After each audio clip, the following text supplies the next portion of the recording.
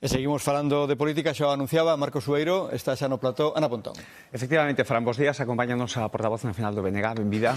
Moitísimas grazas, moi bo día. Acaban de facer un convite á súa organización e a outras organizacións que opina, como reacciona ante esta oferta de coalición, de pacto de roga para concurrir xuntos ás eleccións xerais, as forzas nacionalistas? Desde o BNG o que creemos é que estas eleccións xerais son unha oportunidade para que os galegos e galegas podamos recuperar a nosa voz propia. Nos temolo dito en moitas ocasións e creo que é importante repetilo xa aquí na televisión de Galiza, pois que nos temos as portas abertas a todas as persoas, a todos os colectivos que queiran sumar para facer unha defensa de Galiza, para poder poñer sobre a mesa os nosos intereses. Creo que este é o elemento clave, porque se algo nos deixou moi claro esta legislatura, pois o que acabamos de ver magníficamente cos orzamentos do Estado, é como os partidos de ámbito estatal, a hora da verdade, pasan, que diría, olímpicamente dos galegos e das galegas.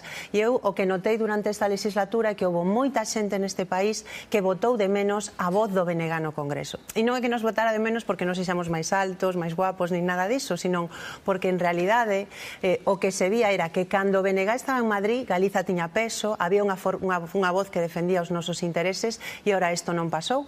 Os orzamentos do Estado creo que resumen moi ben isto, non? Vimos unha década de recortes do Partido Popular, de discriminación orzamentaria con Galiza, o AVE sempre se nos prometía, pero o único que había eran retrasos e máis retrasos. Prodúcese un cambio de goberno do Estado e vemos que esa alianza ao Partido Socialista con Podemos e en Marea o que nos trouxo foi máis discriminación para o noso país. Eu creo que esta é unha lectura importante de cara ao proceso electoral que temos, onde eu estou convencida que non se van a producir maiorías absolutas e onde 1, 2, 3 deputados do BNG valerán máis que 23 ao servizo de Pablo Casado, ao servizo de Sánchez ou ao servizo de Pablo Iglesias. Pero neste sentido a oferta, a oferta, non? Do secretario xeral de Compromiso por Galicia, que lle parece estarían dispostos a... Acabo de enterarme agora por un medio de comunicación público que a verdad agradezo que teñades toda esta disposición a darlle voz a forzas políticas que non teñen representación no Parlamento galego. Esos son valoracións que ten que facer unha dirección política e normalmente as ofertas de diálogo non se fan a través dun medio, se fan sentando nunha mesa e ese é o espazo no que nos vamos a falar e poder valorar outro tipo de consideracións. O que si me permites, sí, claro, Marcos, estou absolutamente convencida de que o que é clave que os galegos e galegas recuperemos unha voz propia, sin ataduras, que poda defender os nosos intereses. Porque o que marca a diferencia é que en Madrid, nun contexto sin maiorías absolutas, podas determinar que queremos unha tarifa eléctrica galega, porque non pode ser que a xente no noso país este pasando frío cando somos grandes produtores de electricidade ou que teñamos 400 postos de traballo en risco. Ese deputado ou deputada, ou 2, 3 deputadas do BNG servirían, por exemplo, para que poñamos sobre a mesa que os nosos pensionistas teñen as segundas pensións máis baixas do Estado e que queremos mellorar esa situación. Servirían para poder defender que acabemos coa estafa das peaxes da AP9. En definitiva, que o que nos debe de preocupar despois do que vimos nesta legislatura é que Galiza necesita ter forzas políticas propias sin ataduras que defendan os nosos intereses e que isto ten moito máis valor ou ten un valor extraordinario nun contexto onde non vai haber maiorías absolutas. Antes de entrar, se lle parece, entón, nas cuestións concretas, na posición do BNG, no caso de que despois de que se celebren as eleccións xerais, como recibiron esta convocatoria? Era previsible? Era necesaria? Cree que Pedro Sánchez non tiña outra opción despois de non conseguir aprobar os orzamentos? Eu creo que os orzamentos son a excusa. O Partido Popular, Mariano Rajoy, gobernou durante 3 legislaturas sin aprobar os seus orzamentos, é dicir, con orzamentos prorrogados, e saiu adiante. Unha vez que o que temos ahora mismo que temos é que hai unha convocatoria electoral e eu insisto en que é unha oportunidade para que os galegos e galegas teñamos unha voz propia que defenda os nosos intereses, unha voz sin ataduras, e é unha oportunidade que nos encaramos con moitísimo optimismo, con determinación e co obxectivo de que Galiza volva a ter unha voz como teñen os os cataláns, como teñen os vascos, como teñen os valencianos, que estamos vendo que lles sirve, non, para poder defender os seus intereses. E se alguén necesita o nacionalismo, ese país é, desde logo, Galiza, que estamos nunha situación onde vemos como, pois, cando nós non estamos aí, que as forzas de ámbito estatal pasan olímpicamente dos problemas dos galegos e das nominal, galegas. hai diputados galegos nacionalistas no Congreso, hai un grupo que se chama En Marea conformado por un partido nacionalista. Digo eu que esa proposta que lle facía o secretario de Compromiso por Galicia xunto con En Marea aumentaría, non, as posibilidades de representación dunha candidatura nacionalista nas Cortes, ou non? Bueno, eu o que creo que vimos nesta legislatura é como precisamente as alianzas que as forzas políticas estatais fan que Galiza estea desaparecida. E o mellor exemplo, insisto, vímolo nos orzamentos do Estado.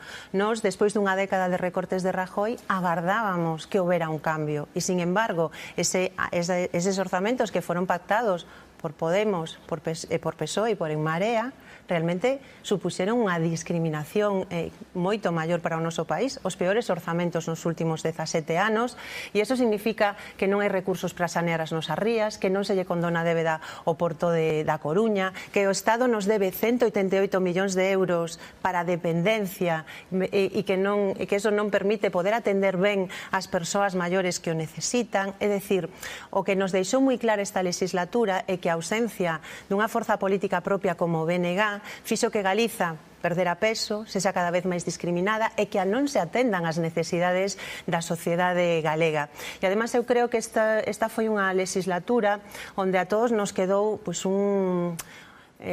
eu creo que un sabor un pouco agridoce, non? Porque eu tiña expectativas de que toda a involución democrática que vimos nestos últimos anos se puidera ir revertendo e os aspectos fundamentais desa involución democrática siguen aí, sigue aí esa contrarreforma laboral que nos precariza, sigue aí a lei Mordaza, non? Ou sigue aí, por exemplo, esa reforma da Constitución, o artigo 135, que fai que se priorice salvar os bancos sobre as persoas. E o BNG é unha forza política que os galegos e as galegas a coñecen ben, que temos un proxecto sólido, un proxecto unido, coas ideas claras, e que a representación que poidamos obter no Congreso, se o deciden así os galegos e galegas, vai servir para defender os nosos intereses, pero tamén para poñer sobre a mesa propostas que realmente sexan avanzadas. Está dicindo que a representación dos 5 deputados galegos de En Marea foi ineficaz, podían condicionar a acción do goberno? Eran determinantes? Eu non me quero referir a ninguén en particular, o único que digo é que temos 23 deputados e deputadas elexidos polas circunscripcións galegas e ningún deles alzou a voz para, por exemplo, decir que non podía ser esa discriminación do Estado. Presentáronse enmendas a devolución dos orzamentos do Estado, pero non houbo ningunha soa enmenda de devolución desos orzamentos que fora motivada pola discriminación do noso país. E nós ahora estamos nun momento que o importante non é o que pasou, sino o que podemos facer daqui para adiante. E o BNG é unha forza política que o que lle ofrece aos galegos e galegas é responsabilidade, un proxecto unido sólido e unha cuestión moi clara, é que nós vamos a estar en calquer institución sempre para defender os dereitos nacionais e os dereitos sociais dos galegos e das galegas, e iso é importante porque este país ten moitos problemas. E as municipais? Hai outras eleccións a continuación, municipais europeas, no caso de Galicia. Como se presentan para o BNG? Digamos que a folla de ruta cambia, a folla estratégica do BNG cambia como consecuencia de dúas eleccións seguidas, preferían que se acumulasen todas. Cal é a súa posición? Bueno, a nosa posición é que temos o 28 de abril unhas eleccións xerais que son unha oportunidade para recuperemos esa voz en defensa dos intereses dos galegos e das galegas, e que o 26 de maio imos ter unhas eleccións municipais, unhas eleccións europeas nas que nos presentamos con moita convicción. Si algo nos recoñece todo o mundo é que o BNG ten no ámbito municipal exemplos da capacidade de transformación e de mellorar a vida das persoas. Eu creo que este 26 de maio nesas eleccións municipais vamos a mellorar os resultados que obtivemos nas pasadas eleccións, facer que siga avanzando o proxecto do BNG, e isto vai ser positivo para poder levar adiante proxectos transformadores nas nosas vilas, nas nosas cidades, e eu desde logo vamos a facelo con todo entusiasmo, enfrentando os retos que temos, porque se a min algo non me gusta é pois estar criticando a realidade. O sea, hai unhas eleccións o 28 de abril, hai unhas eleccións o 26 de maio, nós temos a nosa organización preparada e vamos a ir a por todas nestas eleccións municipais con convicción e coa firmeza de que temos un proxecto útil para que os galegos e galegas teñan mellores oportunidades. Cree que a maioría da sociedade galega entende a relación do BNG cos partidos independentistas catalás e a súa posición, por exemplo, no caso do xuízo no Tribunal Supremo contra os líderes independentistas? Mira, hai poucos días coñecíamos unha enquisa que a mí me parece moi reveladora pois de como entendemos os galegos e galegas a política. E o que se entendía era, pois o que se decía nesa enquisa é que a maioría dos galegos e galegas estaba por a solución dialogada dos debates políticos que hai neste momento no Estado. E iso é o que defendemos desde o BNG, o diálogo. Dame a sensación que o que lle costa máis entender os galegos e galegas é, por exemplo, ver a un presidente da Xunta que hai 15 días suspendía a súa viaxe oficial a Miami para irse a manifestar coa extrema dereita en Madrid, con unha idea, creo que desfasada e rancia, e que ao mesmo tempo fai oídos sordos do clamor social que hai en defensa da sanidade pública, porque eu creo que o que lle preocupa aos galegos e galegas é que hoxe temos unha sanidade pública deteriorada polos recortes e polas privatizacións do Partido Popular, onde vimos que están pasando cousas gravísimas na área de Santiago de Compostela. Acabamos de ver como se saturan as urxencias, eso está todos os días denunciado nos xulgados. Hai poucos meses vimos unha situación como que unha persoa faleza nun centro de urxencias porque non había un médico para atendela e o goberno non fixo absolutamente nada. Me parece unha absoluta irresponsabilidade e o máis grave que vemos que hai un malestar crecente na sociedade e o goberno non fai nada, nin acaba cos recortes, nin é capaz de dotarnos de máis médicos, nin é capaz de poñer en marcha un plan de mellora da atención primaria. Creo que esos son as cousas que lle preocupan os galegos e as galegas. Seguramente tamén lles preocupa ver que o presidente da Xunta se vai de ganchete a unha manifestación a Madrid con unha extrema dereita que é antigalega, que quere hasta suprimir o Estatuto de Autonomía que ten Galicia, que a nos parece pouco, pero é que se vai con esa extrema dereita, ou que, por exemplo, están nos falando de derrogar as leis contra a violencia de xénero porque negan que exista un machismo que mata as mulleres. Me parece que esas son as cuestións que lle preocupan os galegos e as galegas. A miña cuestión ten que ver por que esa alianza, esa empatía con Esquerra Republicana coa causa independentista catalá. Vostede ten a percepción de que os galegos entenden esa alianza, porque hai unha cuestión evidente e obxectiva. Están procesados e sendo xulgados no Tribunal Supremo. Sí, mira, se me permites, eu creo que os galegos e galegas... Esa é a miña pregunta. Pero eu vou a responder. Os galegos e galegas, eu creo que lles preocupa máis, por exemplo, lles preocuparía que o BNG fora en alianza con un partido condenado por corrupción, como é o Partido Popular. Creo que eso sí que lle preocuparía aos galegos e galegas. Evidentemente, nos vamos nunha coalición, as europeas, con forzas nacionalistas de outras nacións sin Estado, como levamos facendo nos últimos 15 anos, con organizacións coas que compartimos valores. Un valor para min é ser republicana, eu desde logo non creo na monarquía. Un valor para min é defender os dereitos das nacións sin Estado, porque creo que aí é onde podemos empezar a darlle solucións definitivas a moitas das situacións que estamos vivindo no noso país. Para min un valor é poder defender a democracia, é poder defender a democracia.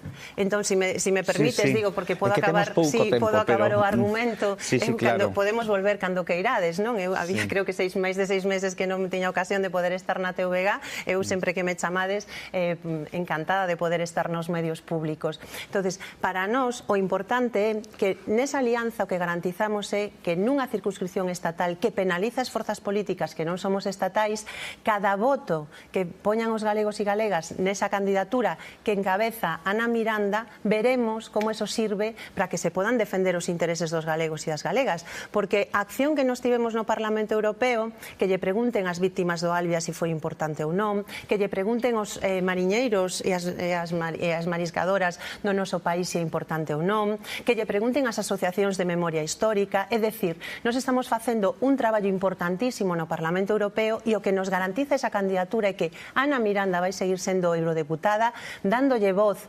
á defensa dos intereses de Galiza, e iso eu creo que o entenden os galegos e galegas, porque eu preguntaríalle a calquera que hoxe puidéramos atoparnos pola pola rúa si coñece unha soa iniciativa que fixera un eurodeputado do Partido Popular en defensa de Galiza.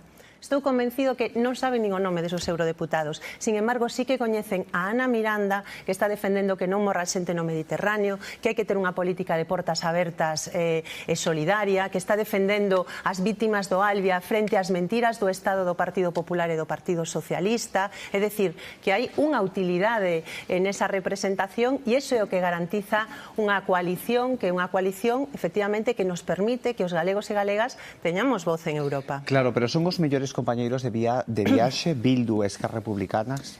Mira, eu non sei cal é o problema que poden ter. Son forzas políticas democráticas que defenden valores avanzados, como é o dereitos, non? Pois dereitos, valores republicanos frente á monarquía, o dereito dos povos a poder decidir o noso futuro.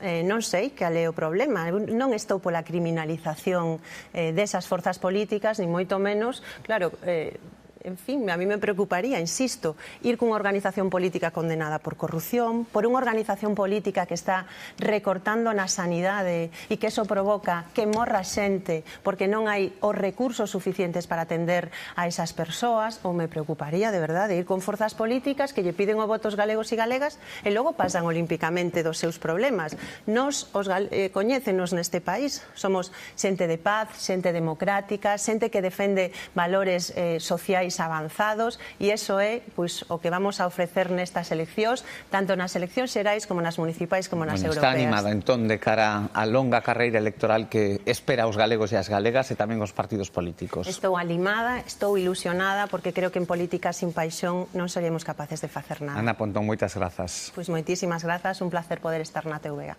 Ana Celia, continuamos.